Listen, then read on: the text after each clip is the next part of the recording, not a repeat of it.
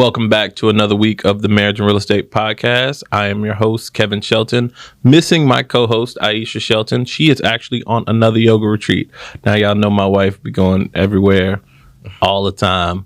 So she is on another yoga retreat, which you would have to recount next week when we record. But this week, we have a great guest in our studio, Mr. Marvin Bienemy with Lee Lighting. Thank you. And he's going to tell us a little bit about his journey, as well as some of the things that he's doing in the real estate space. So, Marvin, how are you?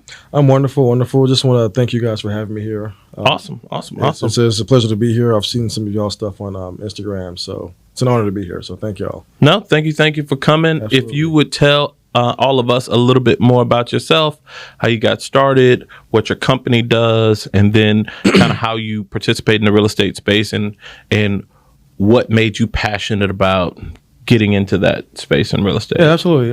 Well, I'm originally, take it back to the beginning, I'm originally from Fort Lauderdale, Florida. Oh, okay. Yeah, and I went to college at Abilene Christian University and then just stayed in Texas ever since. Lived in Dallas for quite some time, and then I moved here in March of 2017. Okay. Due to work. So they transferred me here, and it's been the best move ever. I love this city. Compared to Dallas? Yes. Really? Yes. Houston is far better than Dallas from my experience. Don't tell my Dallas people that. Why? What makes you say that?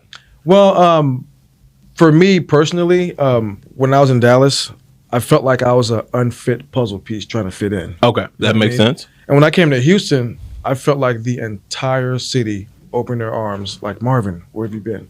That makes And you cannot put a price on that, and that feeling right there, it just made me feel like home instantly. I think we've always said Houston is Houston, but Dallas is Dallas. You know what I mean? Yes, I agree. And everybody who's lived in Dallas can describe it like that. Yeah. Dallas absolutely. is very Dallas. Absolutely. And a little bit about the company, Lee Lighting. I came up with the name because Lee is my middle name. Okay. And all throughout my adolescence, I hated my middle name. Whenever somebody would ask me what's your middle name, I would say I don't have one. I hated it. I did not like it at all. And as I got older, I started to be more of a, we try to find ourselves, be more of an individual. Mm-hmm. So I started accepting the fact that, that's my middle name. And then 2 years ago, a year and a half ago, I wanted to start a company to provide a service for people that, want to beautify their homes at night. Mm-hmm. And since it has to do with lighting, I figured, why not Lee Lighting, make a nice little catch to it. And now when I introduce myself to people, sometimes I'll say my name is Lee, as opposed to Marvin, because now I'm accustomed to using it now, and now I actually like the middle name. So I started doing this because I saw there was a need for landscape lights on a lot of homes, especially in new subdivisions where there's not that many. Where it's super dark. Yes, there's not that many street lights, and a lot of the homes are just gorgeous. And when it's dark, you don't see the beauty of the actual home and the landscape. So as I learned how to do this, I just took a chance and put it out there that I, do this service in the neighborhood. And my neighbor was one of the first ones to allow me to, do his house. And then from there, I was still kind of skeptical. I'm like, are people going to really try to, give me business and, give me phone calls and, want me to, serve them. And I took a chance, put it out there. And from there, it's been, one house after the other. And oh, man. So far, we've done approximately 35 houses. Really? Yeah. And All right. 15 in the neighborhood. All right. Yeah. So this started off as just really you wanted to beautify your own house. Yes. I did my house first, and I was kind of skeptical about it, and I kept tweaking things here and there, and I started to get a little bit of compliments from my neighbors.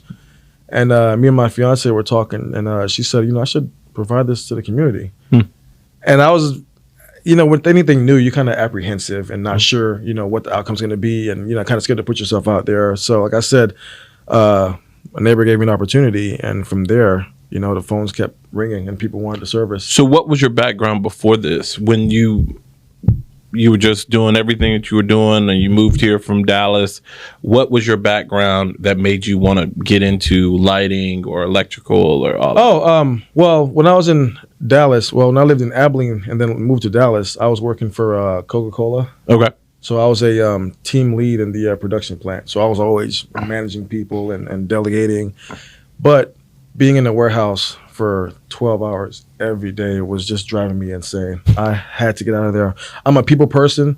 I like, resolving issues and, coming up with solutions. And when I learned how to do this through one of my friends who owns a landscape company who does lighting as well, he showed me how it's done because I wanted to learn. And I realized with my with my background and wanting to, have a solution to issues, I realized that solution to the darkness in the neighborhoods will provide, a solution to a lot of the homeowners. So from that point on, I kind of, delve into this, and I really want this business to grow. And as far as my distance that I travel to do these installs, I go all over Houston. Really? I've done 2 houses in Atascocita. Oh man, Richmond. That's like an hour away from me. Yeah, and Richmond as well too. So there's nowhere that I won't go. Houston's one of those unique places. A lot of other major cities, you go an hour, you're in a whole different city. Yes. Houston's the one place that you could drive an hour in almost any direction, and you're still really in Houston. Yep. Even if it might have a Atascocita on the address, you're still in Houston or the surrounding areas. So it's still Harris County, which is insane. So the fact that you've been able to go so far with this business in such a short time, it's definitely tremendous. What made you, I guess, want to make this a whole thing? I mean, because, of course, you could do your house, you could do your neighbors, but to really want to jump into that water and really grow a business, what made you want to take that next step? Well, for one, I haven't seen any African Americans that's doing this business here. I've only seen whites and Hispanics. And I feel like if I can provide a skill within this industry, with this particular job, I can have a lot more people that look like me, work with me. And that way they can learn how to do it as well too, because it's not hard. The labor is intense, but the actual work is not that difficult. And I feel like if people can get out there and overcome being outside in the heat and things like that, then they can see that they can do phenomenal things. What's the average price point that people are spending on landscape lights? It ranges from either it's a wide range depending on the type of light that they want. So it can go from $145 to $245 per light. Oh man. Yeah, it depends because of course if you want the high quality, high end, it's going to be a higher price range. If you just want the basic, then it would be a little lower. So that's basically the ballpark of the range. Now I know in the city we build all infill, so in the city we use lighting as a deterrent to theft. In suburban communities, one of the reasons why it's so dark is they don't have to do anything, right? Like you're already driving far out. So if somebody's there that's not supposed to be there, basically they're either there to live or there to do wrong. In the city, we got a lot of transient folks, right? So wanting people to take that next step to not only provide the beautification of their homes, but also the security piece. You could talk a little bit to the benefits to putting lights on your home from a security standpoint. Oh, absolutely. If the term they use, thief in the night. If he's out there prowling, and your house is beautiful and lit up, he's gonna skip your house. Yeah, he's definitely gonna skip your house. He's not gonna go over there because he's gonna be seen. And I've had homeowners that requested that I mounted a light on the side of their house, shining towards the gate where the gate's open. There's an entrance there. And they love it. So I can also install lights for exactly the security purpose, along with the beautification of the home at night. So no, that's super dope. I'm a big light proponent. I love light. So all of our homes have soffit lights. There you go. Lights shining up, lights shining down. Right. We do dusk till dawn lighting on 3 sides of the home. So I'm definitely with you 1,000%. It's funny because people don't see the value until after they actually move in the home and realize how dark it is. Absolutely. When you can't change the lock on your gate at night because it's pitch dark on the side of your house. You never think about it until then, like, oh damn, I really don't have any lights on my house. Yep. And then they start looking who installed lights in the neighborhood. And the thing about the lights that I install, they're all dusk till dawn. So everything is automatic. So there's no maintenance to the homeowner at all. That's dope. Power outage, you just hit the reset button and that's it. So I make it as easy as possible for the homeowner to, have a peace of mind. So outside of the growth of your company, on the broader scale of real estate, where have you been able to take it, whether it's, your personal residence that got you here and in the community that you do it in, all the way to where you ultimately want to invest? Are you currently investing? What does that look like from a real estate standpoint? Well, it's funny you asked that because my fiance, she recently got her real estate license. Mm-hmm.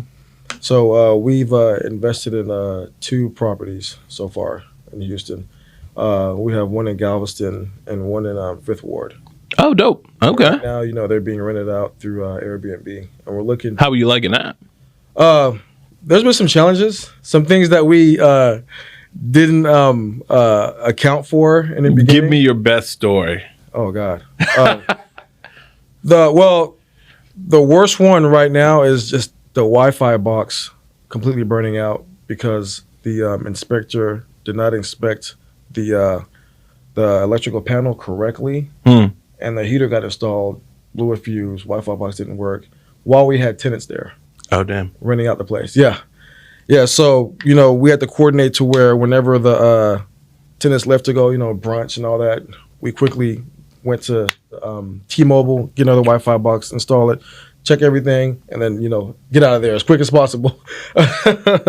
And that was a headache in itself because, where we live in Fifth Ward is quite a bit of a drive. So it's not something we can just, go around. Easily get it. It's not 10 minutes away. And we had to make some stops, too, to pick up some supplies to do everything. How's the one in Galveston?